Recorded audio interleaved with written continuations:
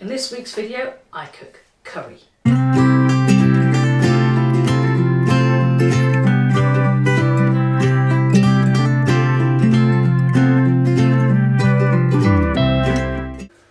Okay, so we had a bit of roast venison last night, which you can see here.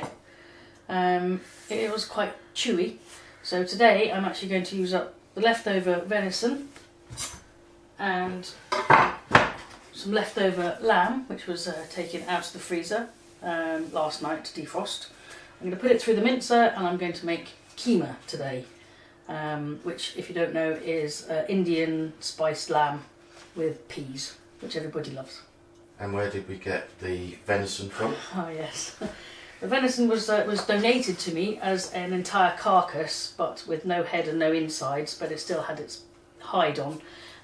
My dad went with a friend of his and shot it. So he presented me with a carcass of a deer. He showed up here with the car, pulled back this bloody sheet, and there was a deer. So I contacted a butcher friend of mine who kindly worked with me and let me video him butchering the deer, so that I'll be able to do it hopefully myself sometime.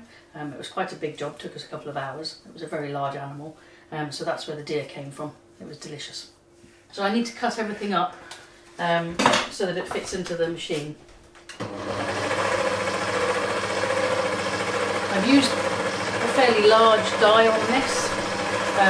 Normally I would have used this one, which is a bit smaller, but because the meat's already cooked, it would just end up pretty much like little granules, which is very exciting to eat. Delicious, pretty chewy.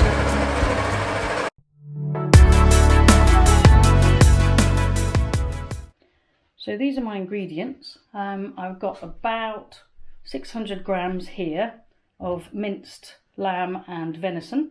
So this entire meal was inspired by the fact that we had venison last night, which I really enjoy. And of course, venison is a free-range, natural, organic meat, so of course it's really good for you, very low in cholesterol. And our friends and neighbours, a couple of doors down, left some cooked lamb that they'd made. So I was inspired by them. So once I've cooked this, I shall be returning some of their cooked lamb to them in the form of a curry.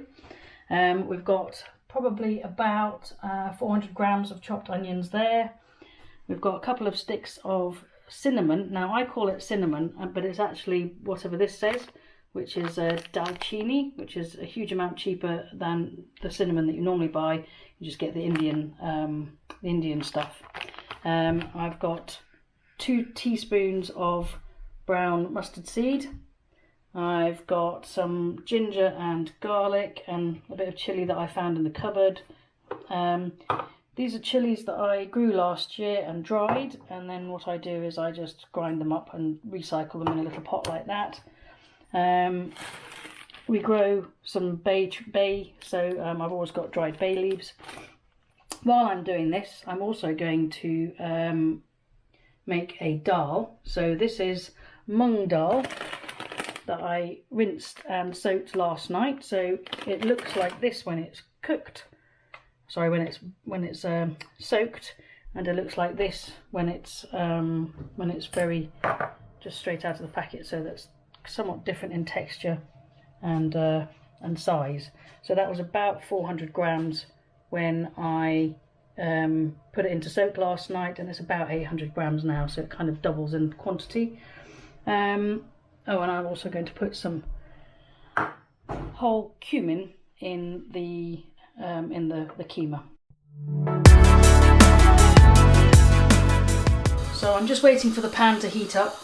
Once it's hot, I will add, it's getting hot actually, I'm going to add a bit of oil.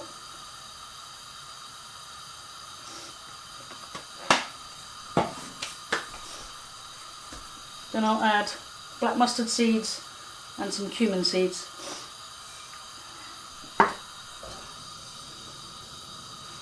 When they start popping, add a little bit more of that. That's them starting to pop now.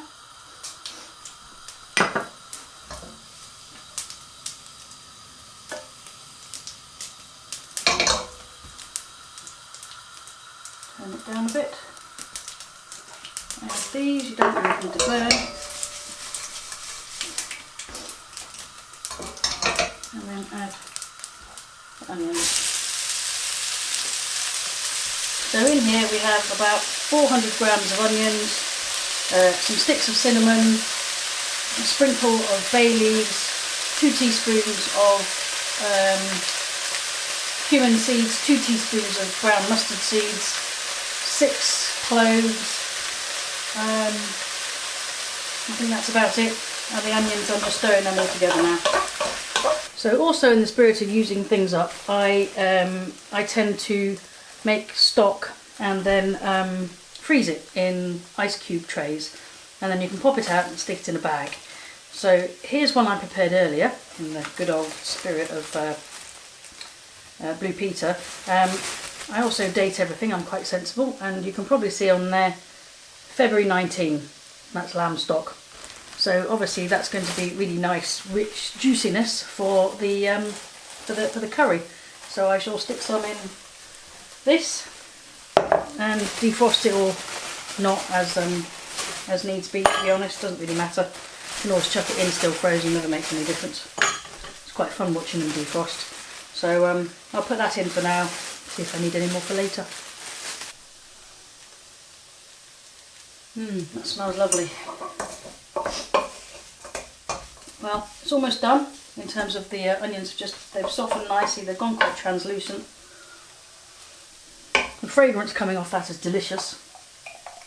I'm just going to put a little bit of turmeric in it. That's about, I don't know, a teaspoonish. Give that a little stir. It's always a good idea to cook the spices a bit in oil. It helps take out any harshness or bitterness from them. Helps mellow them out a bit. So I'm putting a bit of turmeric in there towards the end of this particular stage of cooking, so it doesn't burn. But you can smell the sort of slight sweetness that it gives. And of course, you know, Indian food has that marvellous, or a lot of Indian food has that marvellous trademark sort of orangey yellow colour, and turmeric is incredibly good for you. It's an anti-inflammatory, it's really good. So that's going like that. I'll put in a little bit of chilli powder. This is quite strong. I don't want to overdo it, especially since Sarah's going to be getting this and she doesn't really do chilli very much. Remember, you can always add more, you can't take it out.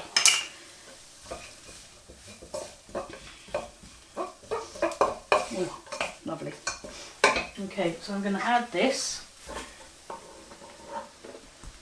Now, I always reckon you can't have too many onions. I could probably have added more onions than this, but this will probably simmer down a little. So I'll stir it all together. Add my lamb stock, little defrost in there. A bit of soy sauce for salt and umami. So I'll just shove the lid on that so that the stock cubes melt a bit quicker. I find this quite handy for ginger, so here's a knob of ginger. I have peeled it, you just use the back of a knife and scrape it. This thing's quite handy because it makes it quite fine, unless you like bits of ginger in, which I really do, but not everybody likes lumps of ginger in their food.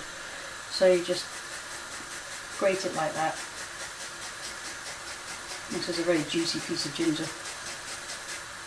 You can see.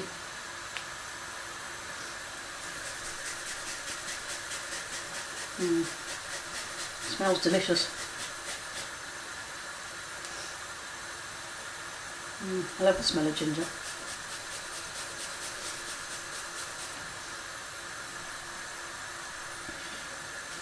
As you see, my cooking isn't exactly an exact science. I cook a lot more by instinct than I do by recipes, but I've got a huge amount of cookbooks, and I read them like normal people read novels. I take them to bed, read them in bed, read it like a book, start to finish. There is one Indian cookbook at the moment actually that I am I do love, and I do use recipes out of it. Mirror soda, absolutely amazing. Let me just get it.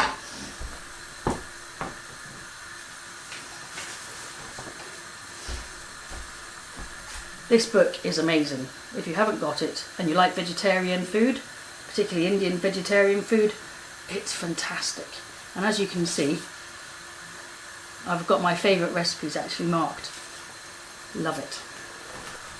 Because the mince was already cooked, well, the meat was already cooked, I don't really need to cook it for too long. If this had been raw mince, I would probably have cooked the mince first before I added the onions, or at least browned it off before I added the onions. This way around, it doesn't need to cook for too much longer, because if it does, it'll just disintegrate entirely.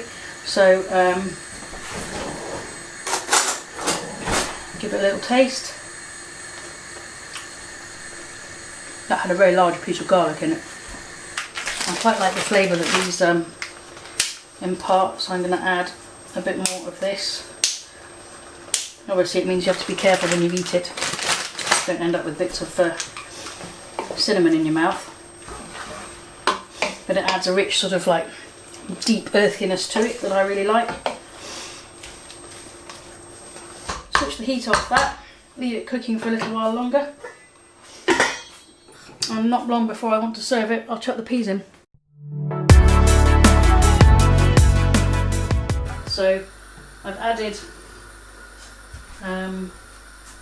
the dhal to the washed dhal to the saucepan, and I've covered it with about 1.5 inches of water, cold water. Switch it on, let it start bubbling away. I'm going to add some garlic, probably a bit of ginger and some turmeric, and then I'll just leave it to cook. So dhal with a bit of garlic, chucking a bit of chilli, it's probably okay, a little bit of turmeric, there you go, and I'll probably put a bit of ginger in it shortly, and then switch it on. That's it. I'm just taking the worst of the froth off this. I'm sure it tastes okay, but it just doesn't look very attractive, does it? And that'll boil now for, I don't know, half an hour. Wait until the grains go soft. And all I'll do is I'll do a bit of a tarka to go with it, fry up some onions with some spices and stuff like that, and then when it's cooked all I have to do is throw them in there and stir it around a lot, because they'll go really nice and creamy.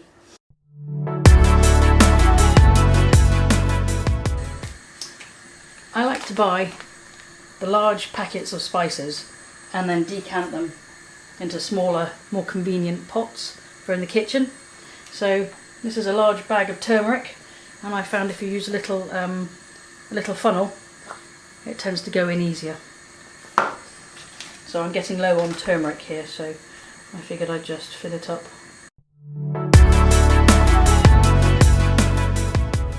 I have to admit that in this episode I did get too excited, and in the excitement of making curry I totally forgot to take photos or do any footage for the final product.